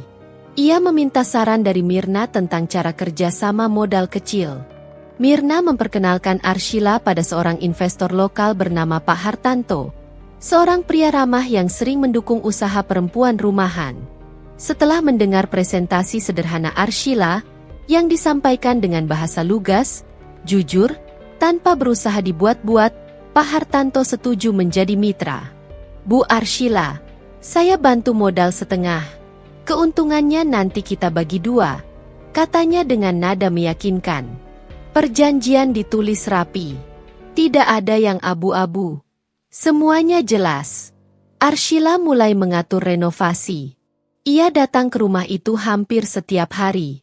Ia memperhatikan warna cat, memilih jenis keramik yang tepat, memikirkan tata letak lampu, bahkan menyesuaikan anggaran agar tetap hemat tanpa mengurangi kualitas. Setiap sore ia pulang dengan baju terkena debu renovasi, tetapi wajahnya bersinar. Para tetangga melihat perubahan itu, beberapa sampai terkejut melihat betapa sibuk dan bersemangatnya Arshila. Setelah 1 bulan, hasilnya tampak luar biasa. Rumah yang dulu kusam kini berubah menjadi hunian kecil yang hangat dan menarik. Dinding putih bersih, teras kecil dengan tanaman hijau, jendela baru yang tampak lebih modern, lantai yang rapi, serta dapur kecil yang nyaman. Arshila mengambil foto dari berbagai sudut dan mengunggahnya ke media sosial serta beberapa aplikasi jual beli rumah. Tidak butuh waktu lama sampai calon pembeli mulai berdatangan. Ada pasangan muda yang langsung jatuh cinta pada rumah itu saat pertama kali melihat. Mereka suka suasananya, suka desainnya, suka bagaimana rumah kecil itu terasa begitu nyaman. Setelah negosiasi singkat, rumah itu terjual dengan harga jauh lebih tinggi dari modal dan biaya renovasi. Ketika transaksi selesai dan keuntungan masuk rekeningnya, Arshila menatap layar ponsel dengan tangan bergetar. Bukan karena takut, melainkan karena tidak percaya ia mampu sampai sejauh itu. Ia menutup mulut dengan tangan, menahan emosi yang melonjak, dan perlahan air matanya jatuh. Tapi kali ini bukan air mata kesedihan. Ini air mata kemenangan. Setelah pembagian hasil dengan investor, bagian keuntungan miliknya tetap besar. Jauh lebih besar dari yang pernah ia bayangkan. Dengan uang itu, ia mulai mencari rumah kedua, lalu rumah ketiga. Setiap proyek membuatnya semakin terampil. Ia belajar membaca pasar, belajar memilih tukang yang bisa dipercaya, belajar bernegosiasi dengan tenang, dan belajar menghadapi orang-orang yang mencoba meremehkannya. Bisnisnya tumbuh begitu cepat sampai beberapa bulan kemudian ia dikenal sebagai perempuan yang berhasil mengubah rumah-rumah tua menjadi hunian bernilai tinggi. Para pengguna media sosial mulai menghubunginya untuk konsultasi. Sejumlah calon pembeli bahkan mencari rumah hasil renovasinya karena kualitasnya bagus dan harganya wajar. Nama Arshila perlahan terdengar hingga komunitas bisnis lokal. Banyak orang kagum karena ia memulai dari nol. Dari luka yang dalam, dari kehidupan yang sempat hancur. Namun Arshila selalu menjawab dengan rendah hati. Saya hanya mencoba bangkit. Kesuksesannya membawa kehidupan baru ke rumah yang dulu sepi. Kini telepon sering berdering, tamu datang silih berganti, dan Arshila mulai memiliki tim kecil. Rumah itu tidak lagi menjadi tempatnya menangis menunggu Bisma pulang. Rumah itu menjadi pusat kerja keras dan tekad seorang perempuan yang menolak menyerah pada keadaan. Yang membuat semuanya terasa semakin luar biasa adalah ketika suatu hari ia menerima pesan dari Mirna. Sheila, kamu masuk majalah UMKM bulan ini. Loh, kamu ceritanya menginspirasi banyak perempuan. Arshila membaca pesan itu sambil duduk di ruang tamunya yang kini jauh lebih hidup. Ia tersenyum, memejamkan mata sebentar, dan menarik napas panjang. Perjalanan ini masih panjang. Tapi setidaknya, ia tidak lagi menjadi perempuan yang terpuruk. Ia sudah menjadi perempuan yang memimpin jalannya sendiri. Tanpa ia sadari, kabar tentang keberhasilannya mulai sampai ke telinga Bisma. Namun itu adalah cerita lain yang akan segera datang, cerita yang akan mengguncang laki-laki yang dulu menganggap Arshila tidak berharga. Rumah yang dulu terasa luas dan penuh cahaya, kini bagi Bisma hanya jadi ruangan bersekat yang menyesakkan dada. Pagi itu, ia terbangun dengan kepala berat dan mata yang memerah. Semalaman ia tidak bisa tidur. Suara Fauzia yang terus mengeluh tentang tagihan, cicilan, dan tekanan hidup membuat tubuhnya seperti jatuh ke jurang tanpa dasar. Dulu, ia pulang dengan dada tegak dan rasa bangga yang meluap. Namun sekarang, ia berjalan ke kamar mandi dengan langkah yang berat. Bahkan pantulan wajahnya di cermin membuat dirinya muak. Rambutnya kusut, wajahnya tampak pucat, dan kantung mata menghitam sangat jelas. Semua tidak seperti sosok direktur muda yang dulu dielu-elukan kantor. Tadinya, ia berpikir hidup akan jauh lebih mudah setelah meninggalkan Arshila. Ia membayangkan kebebasan, kesenangan, dan dukungan penuh dari wanita yang awalnya terlihat sangat memuja dirinya. Namun kenyataan mulai mencabik-cabik egonya sedikit demi sedikit. Begitu ia duduk di ruang makan kecil apartemen sederhana yang ditempati bersama Fauzia, suara bentakan halus dari wanita itu langsung menyambutnya. Mas, kamu sudah lihat email dari kantor? Fauzia bertanya tanpa menatapnya. Nada suaranya terdengar cemas. Tapi ada pula ketidaksabaran di sana. Aku belum buka, jawab Bisma, mengusap wajah. Kenapa?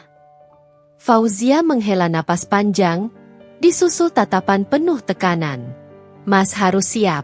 Dewan direksi bilang kita harus jelasin kemarin. Angka penjualan turun, proyek besar gagal. Banyak investor mundur. Nama Mas mulai disorot.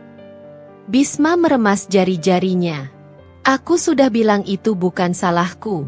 Proyek itu memang bermasalah dari awal. Aku belum sempat benahi karena terlalu sibuk dengan hal lain, potong Fauzia dingin. Kalimat itu menghantam dada Bisma lebih kuat daripada yang ia kira. Helaan napasnya terputus, tapi ia tidak membalas. Dalam hati, ia menyadari sebagian dari kegagalan itu memang akibat kesalahannya sendiri. Ia terlalu terlena dengan kehidupan baru bersama Fauzia. Prestasinya menurun, fokusnya terganggu, dan ia mulai mengambil keputusan tanpa analisis matang. Belum sempat ia menenangkan diri, teleponnya berdering. Ia melihat layar, nomor kantor. Suara sekretaris direktur utama terdengar formal dan singkat. Pak Bisma, dimohon hadir rapat luar biasa jam 10. Kehadiran wajib. Rahang Bisma menegang. Rapat luar biasa tidak pernah menjadi tanda baik. Biasanya itu artinya evaluasi tingkat tinggi, dan yang jadi bahan evaluasi pasti dirinya. Duduk di ruang rapat kantor membuat punggung Bisma berkeringat dingin. Aroma kopi, kertas, dan pendingin ruangan yang kencang tidak berhasil menutupi rasa gugup yang merayap naik hingga ke tenggorokannya. Di sekelilingnya, para petinggi perusahaan menatap tanpa ekspresi. Direktur utama membuka rapat. Bisma, kami mengapresiasi kerja kerasmu selama beberapa tahun ini, ucapnya tenang namun tegas.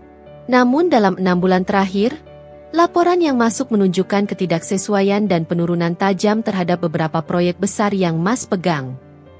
Bisma memasang wajah berusaha tenang. Saya bisa jelaskan. Direktur mengangkat tangan, menghentikan. Kami sudah memberi banyak toleransi. Tapi perusahaan tidak bisa menanggung lebih banyak risiko.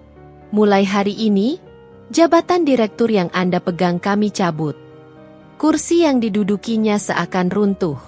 Bisma membeku. Keringat perlahan menetes dari pelipisnya. Kami tidak memecat Anda, lanjut direktur. Anda kami tempatkan di posisi staf biasa untuk sementara, sampai evaluasi selesai. Itu lebih buruk dari pemecatan bagi seseorang yang pernah berdiri di posisi puncak. Turun langsung ke staf, itulah penghinaan yang paling ia takuti. Ia pulang dengan langkah gontai, perasaan seperti kosong. Dunia yang dulu membuatnya jumawa, kini mencampakkannya tanpa belas kasihan. Ketika Bisma sampai di apartemen, Fauzia sedang duduk dengan telepon di tangan, wajahnya masam. Begitu melihat Bisma, ia langsung berdiri. Mas turun jabatan? Tanya Fauzia. Bisma memejamkan mata, lalu mengangguk lemah. Fauzia mengusap rambutnya sendiri, gelisah. Mas, bagaimana dengan cicilan apartemen ini? Dan rencana kita? Mas tahu kan, aku sudah ikut membangun semua ini. Aku sudah korbankan banyak hal. Nada suaranya meninggi, dan Bisma merasa kepalanya mau pecah. Aku sedang tertekan, Zi. Tolong jangan tambah beban. Mas pikir aku tidak tertekan? Mas pikir aku mau hidup seperti ini? Dulu Mas janji hidup kita bakal naik terus. Situasi berubah, Zi. Aku cuma butuh waktu. Fauzia menggeleng keras. Aku tidak mau hidup sengsara. Kalau Mas tidak bisa menjamin apapun, aku harus pikir sendiri masa depanku. Kata-kata itu membuat Bisma terpaku. Untuk pertama kalinya, ia menyadari bahwa loyalitas Fauzia tidak pernah sedalam yang ia kira. Semua hanya bertahan selama hidupnya berjalan mulus. Malam itu, mereka bertengkar hebat. Instrumen rumah tangga kecil itu dipenuhi suara-suara tajam. Tidak ada lagi romantisme semanis dulu. Yang tersisa hanya tekanan, rasa menyesal, dan saling menyalahkan. Fauzia pada akhirnya pergi keluar dengan wajah marah. Aku butuh udara. Jangan hubungi aku dulu. Pintu dibanting. Bisma terduduk lunglai. Ruangan itu sunyi. Sunyi sekali, hingga suara detik jam terdengar sangat jelas. Ia meraih kepalanya, membenamkan wajah di antara kedua telapak tangan. Dalam keheningan itulah, sesuatu muncul dalam pikirannya. Arshila. Wanita yang dulu ia tinggalkan dengan sewenang-wenang. Wanita yang ia abaikan padahal selalu mendukung tanpa pamrih. Ia ingat bagaimana Arshila dulu menyiapkan kopi di pagi hari, menenangkan ketika ia stres, dan menjaga rumah tanpa mengeluh meski hidup mereka pas-pasan. Sekarang, rumah yang ia tinggalkan itu terasa jauh lebih bernilai daripada apartemen manis yang lama-lama terasa seperti neraka. Ia memejamkan mata, dan untuk pertama kalinya, ia menangis tanpa suara. Air mata mengalir pelan, menandai runtuhnya keangkuhan yang selama ini ia banggakan. Keesokan harinya, keadaan semakin menimpa Bisma. Rekening yang biasanya berisi cukup uang mulai menipis karena gaya hidup tinggi yang sempat ia jalani. Beberapa teman kerja yang dulu memuji dan menyanjung kini terlihat menjauh, bahkan ada yang pura-pura tidak mengenalnya saat bertemu di koridor kantor. Hanya rasa sesak yang tinggal menemani. Suatu sore, ketika ia berjalan pulang ke apartemen, ia melihat Fauzia di lobi sedang berbicara dengan seorang pria yang berpakaian rapi. Fauzia terlihat tersenyum manis. Wajahnya cerah seperti tidak pernah bertengkar dengan Bisma sebelumnya. Ketika melihat Bisma, ekspresi Fauzia berubah datar. Ia menghampirinya. "Aku harus bicara," ucap Fauzia dingin. Bisma menelan ludah. "Apa?" "Aku pikir, hubungan kita tidak bisa dilanjutkan lagi. Kita sama-sama tertekan. Aku sudah ambil keputusan." "Fauzia, jangan. Aku sudah bilang, aku tidak mau hidup sulit. Aku butuh seseorang yang stabil." Itu akhir yang datang tanpa jeda. Fauzia pergi begitu saja, meninggalkan Bisma terpaku di lobi, dengan hati yang berat dan harga diri yang runtuh berkeping-keping. Sepulangnya ke apartemen, ia duduk di sofa, memandangi ruangan kosong. Ia merasakan perasaan yang begitu asing, sekaligus begitu menyakitkan, penyesalan. Semua kejayaan yang dulu ia banggakan telah hilang. Jabatan hilang. Wanita yang ia pilih pergi. Teman-teman menjauh. Dan di tengah semua kehancuran itu, ia justru teringat wajah Arshila yang dulu selalu tersenyum ketika melihatnya pulang. Perasaan sesak itu berubah menjadi rasa bersalah yang menusuk-nusuk. "Sheila?" bisiknya lirih. Suaranya patah. Nama itu terasa lebih bermakna dari sebelumnya. Nama itu membuat dadanya bergetar. Seolah ada sesuatu yang memukul balik kesadaran yang selama ini ia abaikan. Ia tidak tahu apa yang akan terjadi setelah ini. Namun ia tahu satu hal. Hidupnya mulai hancur justru setelah ia meninggalkan perempuan yang dulu selalu melindunginya. Bahkan ketika ia sendiri lupa pada dirinya. Dan akhirnya, Bisma merasakan apa itu jatuh. Jatuh dari segala yang dia banggakan. Jatuh dari segala yang dia pilih sendiri. Jatuh dari kehidupan yang dulu ia tinggikan setinggi langit. Dan tidak ada siapapun di sisinya. Hujan turun pelan sore itu, seperti ikut menyayat suasana hati Bisma yang duduk sendirian di halte tua dekat apartemen. Kemejanya kusut, rambutnya tampak tidak terurus, dan sepatu kerjanya yang dulu selalu mengkilat kini kusam. Ia tampak seperti bayangan dirinya yang lama, jauh dari sosok direktur muda yang dulu disegani, jauh dari lelaki yang pernah berjalan dengan dada tegak meninggalkan rumahnya tanpa menoleh ke belakang. Kini ia hanya seorang pria yang kehilangan segalanya. Ia menatap ke kejauhan, memikirkan keputusan-keputusan yang ia ambil. Ketika dunia perlahan berpaling darinya, ia mulai melihat betapa keliru dirinya selama ini. Dan semakin ia memikirkannya, satu nama terus muncul seperti gema yang tidak pernah padam. Arshila. Wanita yang ia remehkan, yang ia tinggalkan, yang ia sakiti tanpa ampun. Beberapa hari ia mencoba bertahan dengan sisa tabungan. Ia mencari pekerjaan lain, namun reputasinya sudah menyebar. Orang-orang mendengar ia turun jabatan karena performa buruk. Banyak perusahaan ragu. Di kantor lamanya, ia hanya menjalankan tugas kecil, jauh dari tanggung jawab besar yang dulu ia banggakan. Sementara itu, kabar tentang Arshila mulai muncul dari berbagai arah. Teman-teman lama Bisma menyebut nama Arshila dengan kekaguman. Karyawan lama yang masih kenal dengannya mengatakan bahwa bisnis properti rumah tangga milik Arshila sedang berkembang pesat. Ia membuka beberapa cabang, merambah perumahan menengah, dan menjadi pendiri lini usaha dekorasi rumah yang diminati banyak orang. Bisma mendengar itu semua dengan wajah merunduk. Ia tahu betapa keras perjuangan seorang wanita untuk bangkit ketika hatinya baru saja dihancurkan. Ia tahu bagaimana Arshila dulu tidak punya apa-apa. Hanya kesetiaan, kesabaran, dan ketulusan. Dan kini, wanita itu tumbuh menjadi seseorang yang jauh lebih kuat darinya. Suatu pagi, setelah semalaman tidak tidur memikirkan hal yang sama berulang-ulang, Bisma memutuskan untuk melakukan sesuatu yang ia hindari selama berbulan-bulan. Ia ingin menemui Arshila. Ia tidak tahu apakah ia berhak. Ia tidak tahu apakah pintu itu masih boleh ia ketuk. Tapi ia tahu satu hal, ia harus meminta maaf. Sekalipun tidak dimaafkan, ia perlu mengatakannya secara langsung. Dengan langkah berat, ia menuju sebuah gedung bertuliskan nama usaha Arshila. Tempat itu besar, bersih, terlihat maju, dan penuh orang lalu lalang. Ada papan besar yang memuat logo bisnis milik Arshila, menandakan betapa besar pencapaiannya. Saat Bisma berdiri di depan pintu kaca, ia ragu apakah ia layak masuk. Namun sebuah dorongan dari dalam dirinya membuat ia menekan gagang pintu dan melangkah masuk.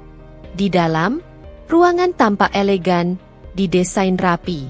Beberapa karyawan bekerja dengan serius. Mereka tidak mengenal Bisma, sehingga tidak ada yang memperhatikannya. Ia menuju meja resepsionis. "Saya ingin bertemu Bu Arshila," ucapnya pelan. Resepsionis menatapnya dengan sopan. "Ada janji, Pak?" Bisma menggeleng lemah. "Tidak ada." Resepsionis tersenyum sopan namun formal. "Maaf, Pak. Bu Arshila sedang padat jadwal. Untuk tamu pribadi tanpa janji, biasanya harus menunggu cukup lama." Bisma mengangguk kecil. "Saya akan menunggu." "Tidak apa." Ia duduk di kursi tamu. Waktu berlalu pelan. 15 menit pertama ia masih tenang. Setelah setengah jam, jemarinya mulai gelisah. Setelah 1 jam, ia mulai menunduk. Selama itu, ia melihat aktivitas para karyawan, suara telepon, dan ritme kesibukan kantor yang bergerak tanpa henti. Arshila kini punya dunia baru yang tidak lagi berkaitan dengannya. Ketika waktu mencapai hampir 2 jam, seorang wanita muncul dari ruang belakang. Suaranya lembut tapi tegas. "Bisma." Bisma terangkat dari dudukannya. Matanya langsung mengenali sosok yang berdiri beberapa langkah di depannya. Arshila. Wanita itu terlihat anggun dengan pakaian sederhana namun elegan. Wajahnya tenang. Matanya tidak lagi lelah seperti dulu ketika ia terus menutup luka demi mempertahankan rumah tangga. Kini ia membawa kekuatan yang membuat Bisma menunduk tanpa sadar. "Sheila?" Bisma bersuara pelan, suara yang hampir pecah. Arshila menatapnya dengan sorot mata dingin namun tidak kasar. "Kamu mau apa?" Bisma merasakan tubuhnya gemetar. Ia menelan ludah, mencoba menyusun kata-kata yang selama ini tertahan. Aku datang untuk minta maaf." Arshila tidak bereaksi. Ia berdiri tegak, matanya memandang tanpa tuduhan tetapi juga tanpa iba. Sekian waktu berlalu sebelum akhirnya ia berkata, "Silakan bicara." Bisma menarik napas dalam. "Aku hancurkan hidupmu. Aku paksa kamu melewati hal yang tidak seharusnya kamu alami. Aku tinggalkan kamu saat kamu tidak punya siapa-siapa. Aku buta dan sombong. Aku kira aku akan hidup lebih baik setelah pergi, tapi ternyata hidup justru menamparku keras." Ia mengambil napas lagi, Kini matanya mulai memerah. Aku salah. Dan tidak ada alasan apapun yang pantas untuk perbuatanku. Arshila tetap diam. Bisma melanjutkan dengan suara bergetar. Semua yang kulihat hari ini, semua perkembanganmu, aku bangga. Sekaligus malu. Karena saat kamu bersinar, aku justru jatuh. Dan aku pantas mendapatkannya. Kata-kata terakhir itu membuat air mata Bisma akhirnya jatuh tanpa ia mampu menahannya. Aku mohon, maafkan aku, Sheila. Sekalipun kamu tidak mau menerimaku kembali, aku hanya ingin kamu tahu bahwa aku menyesal, sangat menyesal. Keheningan mengalir di antara mereka. Hingga akhirnya Arshila menarik napas pelan. Bisma, ucapnya lembut namun mantap. Aku sudah memaafkanmu. Bisma memejamkan mata, menahan tangis lebih dalam. Tapi, lanjut Arshila tegas, pemaafan tidak berarti aku kembali menerima kamu dalam hidupku seperti dulu. Bisma membuka mata perlahan, tampak patah. Namun ia mengangguk pasrah. Arshila menatapnya dengan mata yang lebih teduh. Aku bukan Arshila yang dulu. Aku sudah membangun hidupku dari awal. Aku tidak membenci kamu, tapi aku tidak ingin kembali ke masa lalu. Bisma menunduk lama. Ia tahu itu. Ia sadar memang itulah konsekuensi. Terima kasih. Karena sudah mau mendengarkan, ucapnya lirih. Arshila mengangguk. Jaga dirimu. Temukan hidupmu lagi. Kalimat itu menutup percakapan mereka. Arshila melangkah pergi, meninggalkan Bisma berdiri sendiri di tengah ruang kantor yang terasa sangat luas. Namun untuk pertama kalinya, perpisahan itu tidak menyakitkan bagi Arshila. Ia tidak merasa kalah. Tidak merasa tersakiti lagi. Ia justru merasa lega. Seperti akhirnya menyelesaikan bab yang selama ini membelenggu langkahnya. Sementara Bisma, meski hatinya remuk, merasakan sesuatu yang belum pernah ia rasakan selama bertahun-tahun. Kedamaian karena telah mengakui kesalahannya. Beberapa minggu kemudian, Bisma mulai bekerja di tempat baru. Tidak besar, tidak bergengsi, namun ia menjalani semuanya dengan rendah hati. Ia belajar dari nol lagi, seperti dulu Arshila pernah melakukannya. Sedangkan Arshila, usahanya semakin berkembang. Ia semakin banyak menerima proyek besar. Ia menjaga hubungan baik dengan banyak pihak dan menjadi sosok inspiratif bagi banyak wanita yang pernah mengalami luka dalam rumah tangga. Dan tanpa mereka sadari, hidup mereka masing-masing berjalan ke arah yang lebih baik. Tidak ada kembali. Tidak ada penyesalan yang ingin ditarik ulang. Tidak ada patah hati yang tidak bisa diobati oleh waktu dan keteguhan hati. Arshila menutup kisah lamanya tanpa dendam. Sementara Bisma belajar menjadi manusia yang lebih bijak dari kejatuhannya. Dan pada akhirnya, hanya satu hal yang benar-benar tersisa. Kebangkitan Arshila adalah balasan paling elegan bagi pengkhianatan yang pernah ia terima. Selesai.